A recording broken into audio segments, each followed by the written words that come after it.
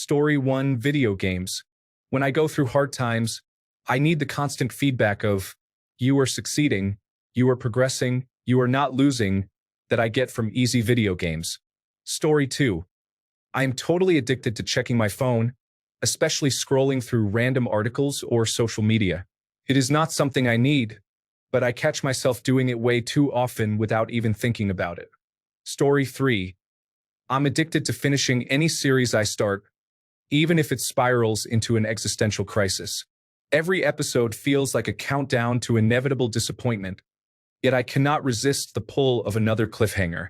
It is like being in a toxic relationship where you know it is bad for you, but the highs are just too good to quit. Story 4. My current romantic partner. But that's probably because we don't get to spend nearly as much time together as either one of us would like due to distance. He lives an hour or so away and opposing work schedules. I work days Monday to Friday, and he works mid-afternoon to close Saturday to Wednesday. Story 5. Being single and living alone. I have friends I see and hang out with frequently, but just knowing that I can get home to the quiet, it's reaffirming every time it happens. My time is mine, and I have zero plans of changing that. My last relationship was a long one with a ton of ups and very few downs, but I have no intention or desire to get into another one again. Just one of those born-to-be solo people and loving it. Story 6. Answering rhetorical questions with a straight face and providing the most detailed answer possible can evoke a tiny spark of frustration and anger in people, as well as hopelessness in their body language. It's the joy of life. Story 7. I play with anything and everything since I'm a chronic fiddler. I've picked up pastimes like cardistry and sleight of hand. Sometimes, though, I don't want to be the person who is constantly tinkering with things. Story 8. Years of alcoholism, now sober, have led me to become addicted to keeping a clean house. I find that if I lose control, I feel like I need a drink and get all jittery and uneasy. Story 9. Bouldering, laugh out loud. It's my main form of exercise, but the feeling of breaking through a plateau or doing a very hard climb is so satisfying. I've been projecting this 1v8 for about 2 weeks, and the very last move is kicking my butt. I'm going to get it though. Story 10. Reorganizing the apps on my phone. I don't know what it is, but something about moving Spotify from the second row to the first feels like I just achieved inner peace. The apps don't even stay that way for long. I'll probably switch them back in a week.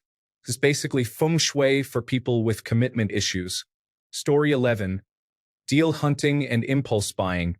Like I will get an idea in my head of something I would want that I think would be really cool. Then I start immediately looking around for deals and ways I can get it as soon as possible. Usually, that means selling other gimmicks lying around to offset the cost, for example, tools or other electronics. It's like a hyper-focus. Not sure if you would exactly classify that as an addiction, but it can be very maddening. Story 12. Thrift store shopping. It's such a high when you get a pile of clothing for like $50. We have amazing secondhand stores in my area. Lots of wealthy people who then donate their stuff. Story 13. I've become addicted to powerlifting. It's all I think about and the only content I watch nowadays. This is better than my cocaine addiction I used to have, so I'm okay with it. Story 14. I am totally addicted to making playlists for every mood and moment in my life. It is not really an addiction, but I just love curating the perfect vibe for anything, whether I am studying, driving, or just chilling at home. Story 15. Taxidermy photos of small animals doing people stuff. Cracks me up knowing people are paying their bills doing the wackiest, funniest things. No hate at all. Cracks me up. Someone's got to, right? Story 16. Water. I drink it even when I probably shouldn't, like right before bed. I feel the need to have water with me everywhere, even if I leave for 10 minutes. It's like a psychological thing.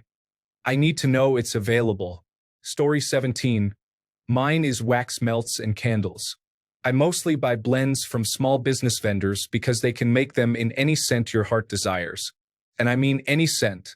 Story 18, probably coffee, but I justify it by saying it's part of my morning ritual. It's not just about the caffeine. It's the comfort of that first sip, the routine, and how it kickstarts my day. Feels like an addiction, but hey, it's socially acceptable, right? Story 19.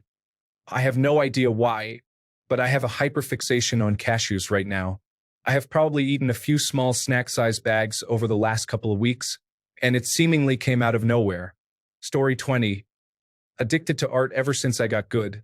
Picked it up during COVID and stuck with it until I actually became skilled, and now all I ever want to do and all I think about is oil painting. Story 21.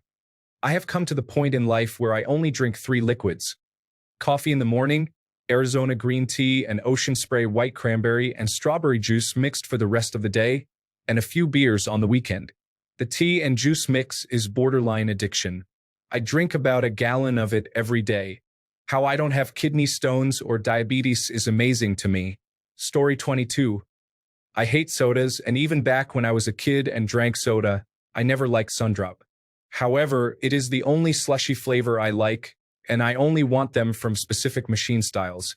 At my worst, I was driving an hour and a half, 7 days a week, to buy 2 to 4 32-ounce cups worth about $10 a day or $70 a week. I know why I'm addicted, and it is trauma-related.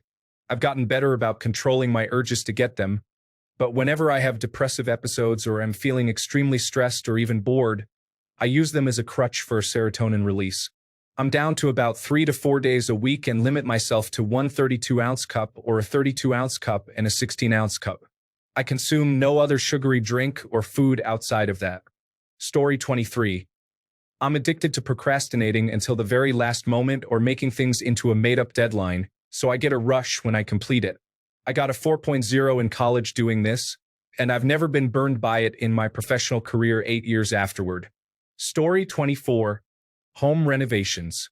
I will literally just end up at Home Depot spending $500 on something. I know it adds value to your house, but it's like I can't stop until I've made every inch of my home my own. Thankfully, I'm almost done with this house, and we plan to move. But the addiction will only start again when I move. By the way, I used to love drugs, so I am no stranger to addictions. Story 25. If I watch a documentary and enjoy it, I get obsessed with the subject and start researching everything there is to know about it. It normally lasts for 2 to 3 days, then it's like next. Story 26. Anorexia, although that's a disease, I get so mad when someone calls it an addiction because it's actually a mental condition. But yes, it is addictive in the way that you want to stop but just can't. Story 27. Buying gig tickets, going to gigs, and buying band t-shirts. I have over 250 now, I think. I've been uploading my collection to the band t-shirt subreddit if anyone else has some they want to show off. Story 28. I can genuinely say that I am addicted to sports. I enjoy reading articles, checking schedules for my team, and attempting to predict the results of other teams. I would compare it to doom scrolling, but it is not like I feel bad about it or anything. It is just always what I am thinking about. Story 29. Driving at night. I like to imagine I'm a 1940s taxi cab driver in New York, working a shift, but there isn't a fare to be had. It's some type of neo-noir Sin City fever dream, and I never want to get out of the car. Story 30. The memories of the women I used to love. Devin Conley, Autumn Pearl Gardner, Katrin Chandler. It's torture some days, but it's a good fight because it's the essence of growth.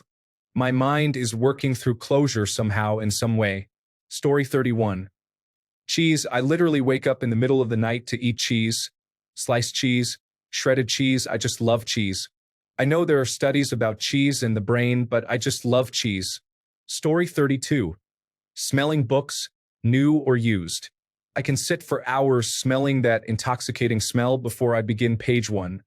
First sentence. As far as I can remember, book smells are a major opiate for me. Story 33. I'm addicted to my motorbike. My little Honda XR 125. She's fire. She's a redhead, happy to go off-road, and she'll start up whatever the weather. To me, she's freedom and I'm a slave for a daily ride. Story 34. I'm addicted to pillows. My grandma used to make pillows from a tree here in Brazil that feels like cotton and has some seeds in it. Feels so good and relaxing to squeeze, and I keep squeezing them when in bed. I just can't sleep without them. Story 35. Audiobooks are fantastic and a great way to pass the time while doing other things. I'm a carpenter and small-scale farmer. I usually have one playing 8 to 10 hours a day in one earbud, while the other ear is open so I can still be part of ongoing life. Story 36. Roller coasters. I fell in love last summer and have been craving another amusement park trip since. I went to a different park this year, and it was fantastic too. Hopefully, next year I can revisit or go to a new one. I wish I could ride more, but with everything happening in the world and my limited travel opportunities since I am 18, not yet.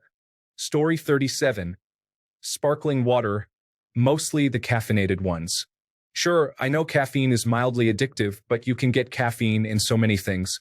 It's been heartbreaking seeing all of my favorite caffeinated sparkling water offerings being discontinued. First the AHAs, then the bubbly bounces. It feels like I'm standing on my last leg with the Target brand Blackberry Mandarin water. I don't care for soda.